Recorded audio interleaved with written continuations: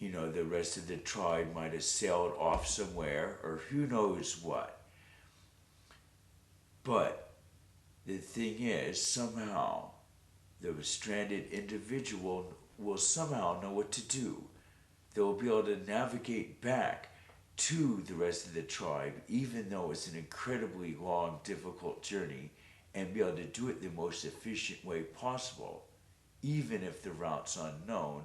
Or, alternatively, they might sense that another group is nearby, even with no direct evidence of it, via the senses, seeing, smelling, touching, and so on.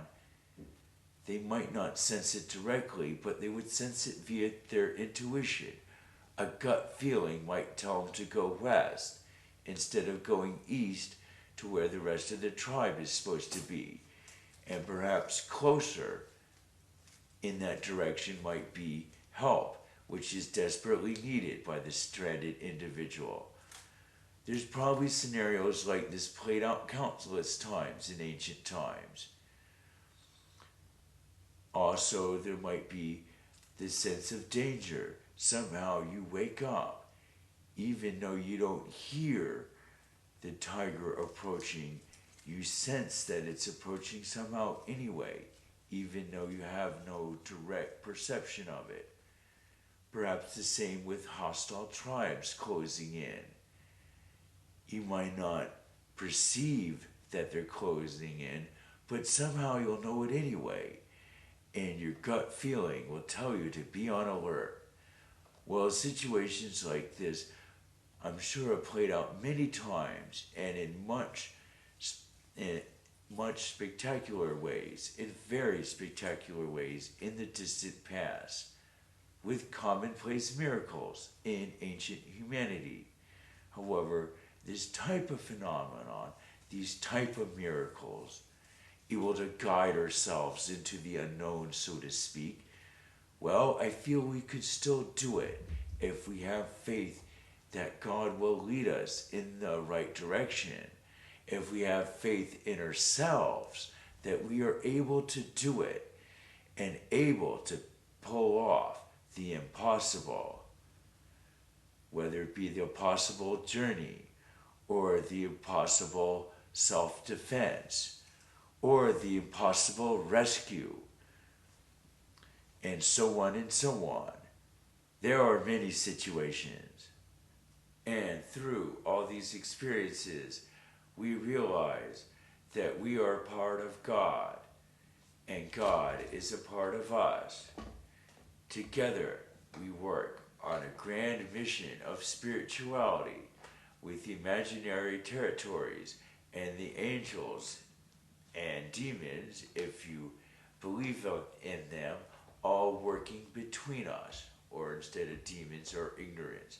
So we have all these factors, the imaginary territories and the angels working between God and us on a grand mission of communication and action, striving for the best values and striving to learn. Now it's time for Desire Creates Monoculture. I'm talking about monoculture in the term of agriculture. Monoculture is a situation where one crop is exclusively grown on a large plot of land, instead of having several varieties of the same crop on the same plot of land, or at least several varieties perhaps being grown in the same area. Often in modern agriculture, the same corn will be planted over many, many acres, perhaps covering hundreds and hundreds of square miles over many states. Or if it's not the same variety, perhaps the same few varieties are planted, when in reality there are thousands of varieties of corn. Well, this concept applies to most of agriculture. Most of the agricultural products we consume, tomatoes, apples, lettuce, corn, wheat, and rice, and so on are grown in this monoculture environment where one variety is grown over a large area, and if it's not just one, it's just a few varieties of a certain crop are grown over a large area, let's say several states or even the whole United States, where in fact there could be hundreds, if not thousands, of varieties of this crop that can be grown. Well, what does this mean? Well, monoculture does put us in a more vulnerable situation in theory because pests, whether it's a nematode or an insect or a fungus, whatever it might be, the pest eventually will find a way, will find a weakness that can be exploited in the crop.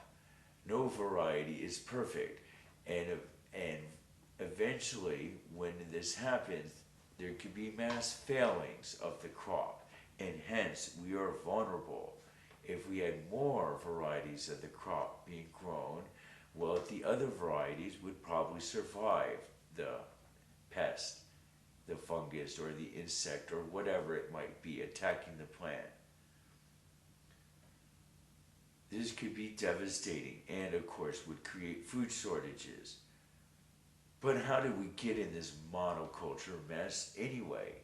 If we're putting ourselves in a precarious situation with our food on a large scale as a nation, why did we do this?